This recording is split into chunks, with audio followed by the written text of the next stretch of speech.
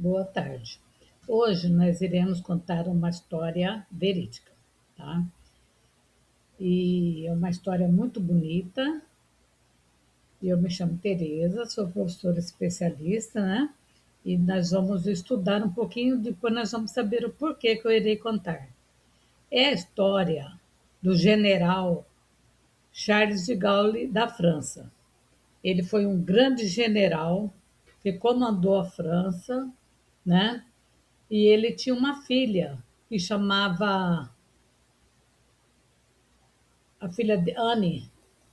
Nós vamos saber a história dela. O general Charles de Gaulle, da França, tinha 3 filhos com sua esposa Yvonne, mas uma delas, a Anne de Gaulle, nasceu com síndrome de Down, por volta mais ou menos de 1900 e pouco, e faleceu aos 20 anos de idade, tá? Aos 20 anos, de uma broncopneumonia. Seus pais a criaram com muito amor e nunca deixou a parte de nada do que a família fazia. Ele não escondeu ela como fazia naquela época.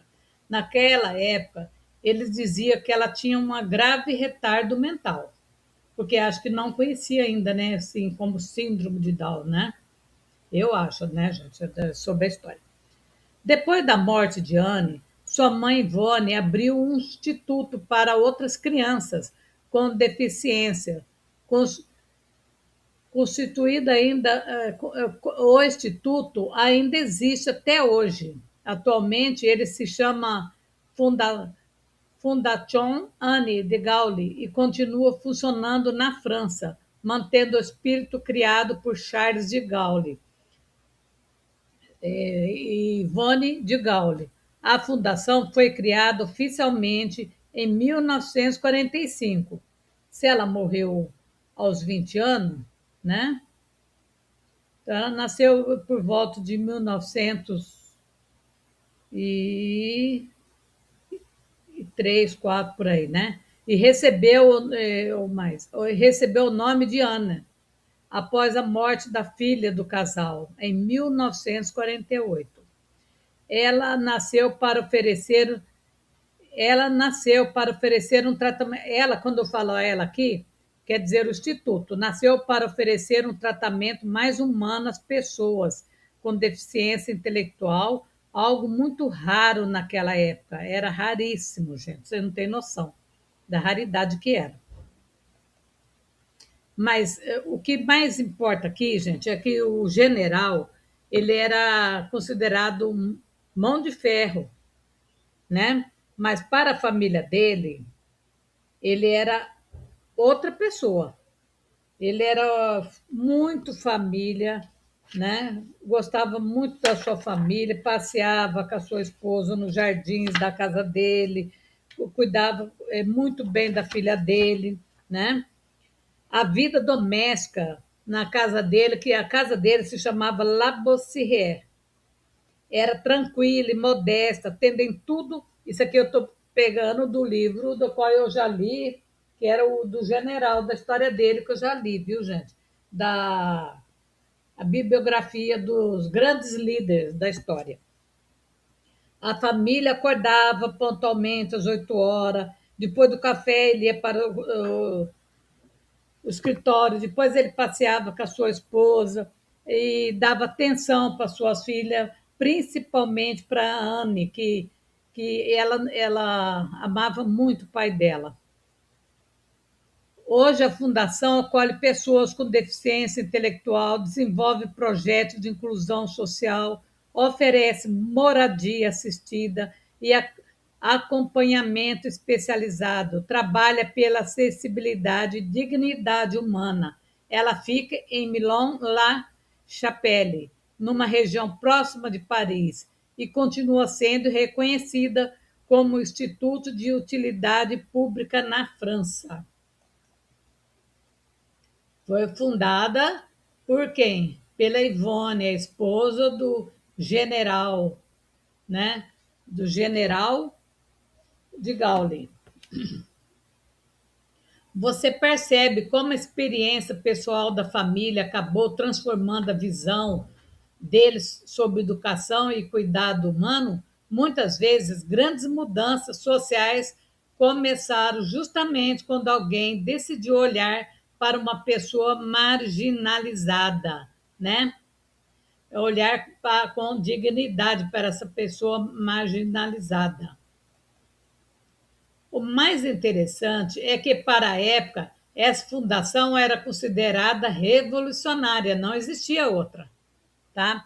Essa aqui é só uma figura que eu coloquei, que eu achei, mas não é do Instituto, tá, gente? Revolucionária. Enquanto muitas instituições tratavam pessoas com deficiência quase como paciente isolado da sociedade, eles tinham vergonha de falar que tinha um parente com deficiência, então era escondida essa pessoa, não era tratado igual aos outros. A Fundação Anne de Gaulli defendia acolhimento, respeito e convivência humana. Eles nunca esconderam a filha deles, nunca se sentiram envergonhados. Eles tinham prazer de onde eles iam, ela também tinha que ir, tá? Ela fazia parte da família. Naquela época, isso não existia, mas na família deles, sim. Na Itália, agora nós estamos voltando um pouquinho para outro país que também trabalhou muito nesse aspecto das pessoas com síndrome de Down. Na Itália existe várias instituições e centros especializados para crianças com síndrome de Down, mas talvez o nome que você ouviu esteja ligado à antiga associação, Associazione Bambini de Down. Eu já pesquisei e já li sobre essa associação. Ela é completa, viu, gente? Criada em 1979. Ela depois passou a se chamar Associação Dona Italiana Persone Down, conhecida como AIPD. Essa associação foi muito importante porque ajudou a mudar a visão da sociedade italiana sobre síndrome de Down. Também foi pioneira. Antes disso, muitas crianças eram isoladas ou consideradas incapazes de aprender. Isso era no mundo todo no século passado, né? A AIPD começou a defender inclusão escolar, desenvolvimento da autonomia, participação social, formação profissional e apoio às famílias, que hoje já muita gente faz igual, né? Hoje a Itália é considerada um dos países europeus que mais avançaram na inclusão escolar. Muitas crianças com Down estudam em escolas comuns com apoio especializado. Eles estão um passo sempre à frente, né? E existe também uma ligação histórica muito interessante com, com Maria Montessori. Pouca gente sabe, Maria Montessori, todo mundo já estudou ela, né? Sabe que ela era médica, que ela era muito ligada a crianças, principalmente com na inclusão, né? Com problemas.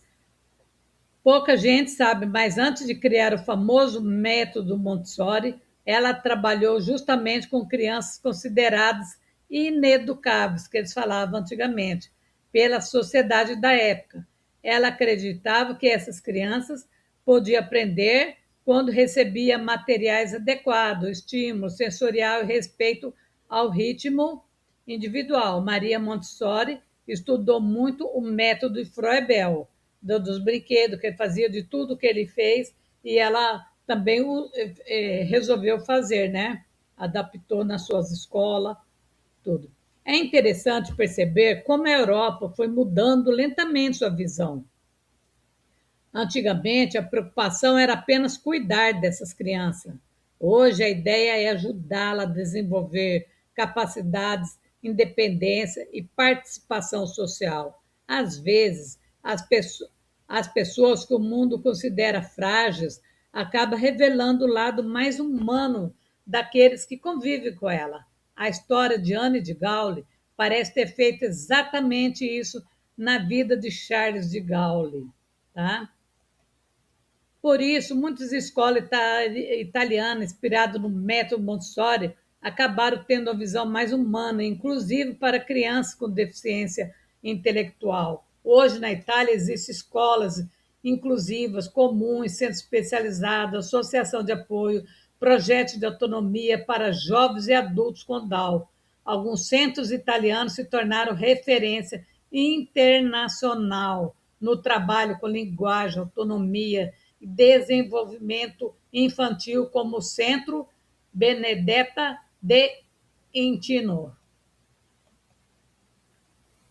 Aqui, no caso de Charles de Gaulle, o amor por Ana de Gaulle acaba revelando um homem muito mais profundo do que apenas o general da guerra.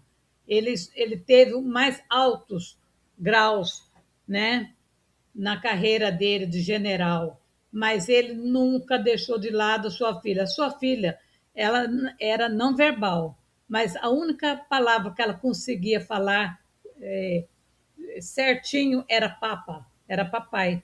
É o único que ela falou durante os 20 anos que ela viveu. Isso, né, tocou muito o coração dele.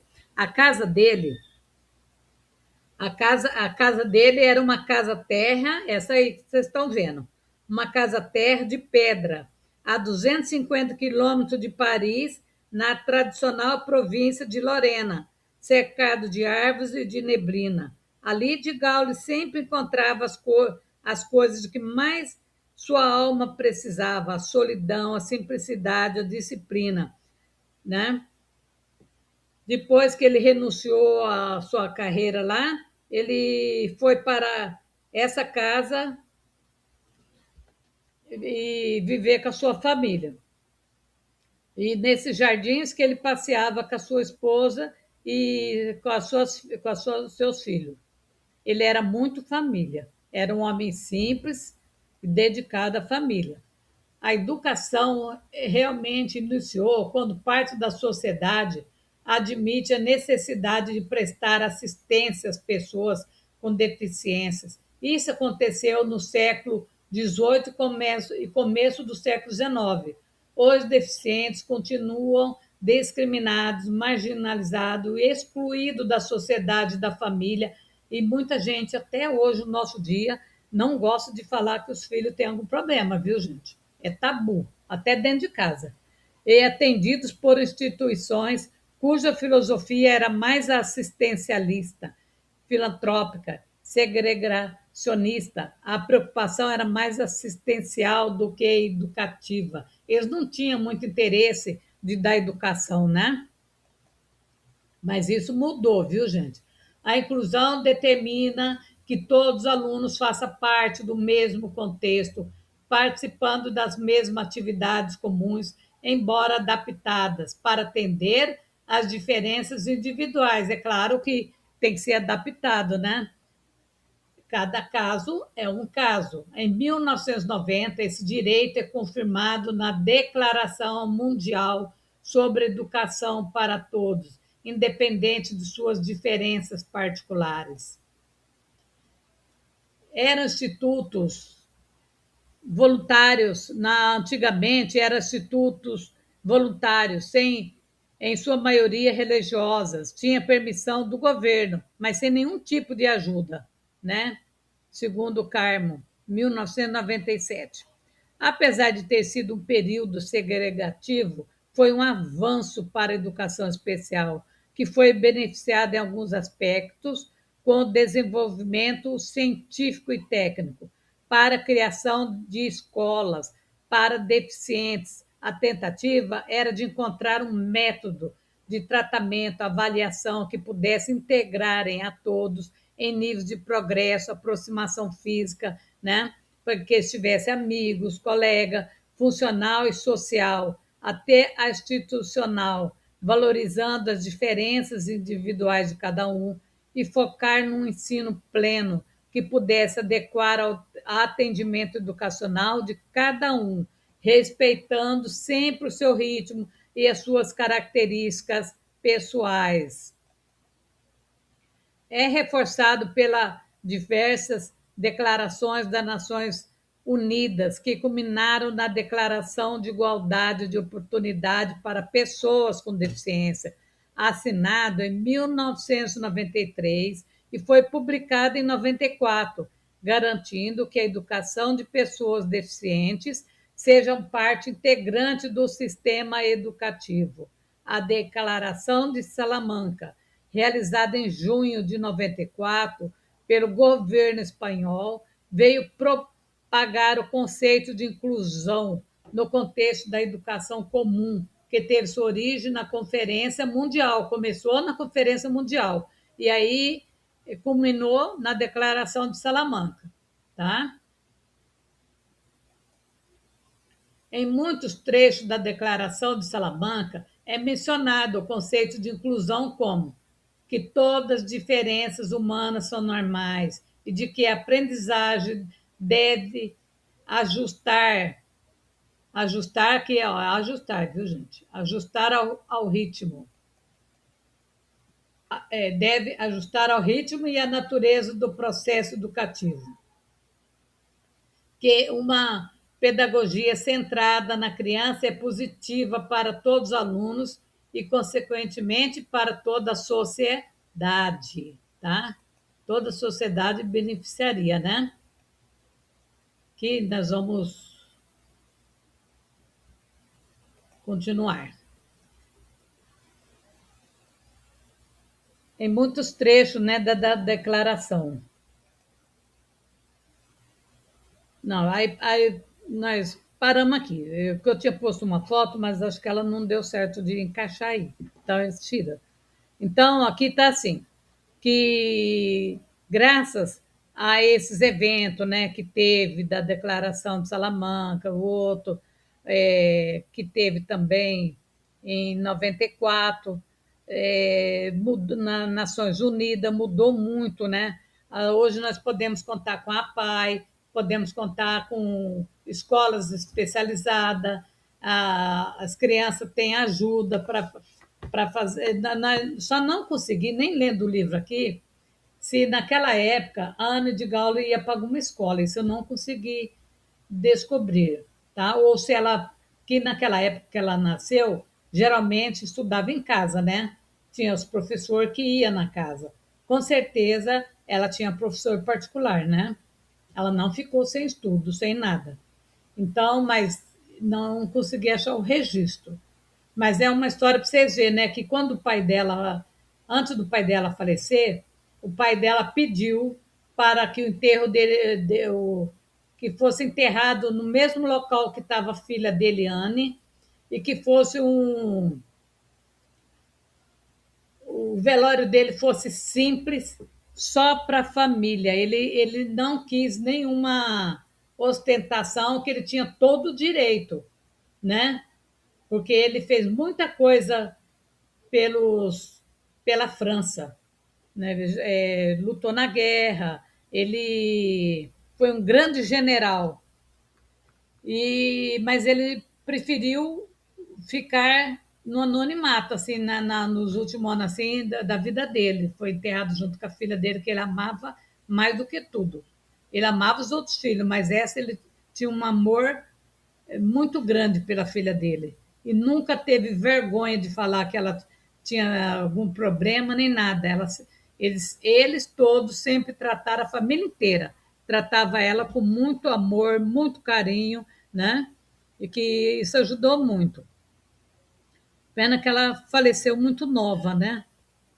E geralmente essas crianças, quando ficam doentes com algum problema dos brônquios, eles não aguentam muito, né? Por isso que tem que tomar muito cuidado com a saúde, com tudo. E espero que vocês tenham gostado. E na próxima nós iremos falar outra história verdadeira, tá?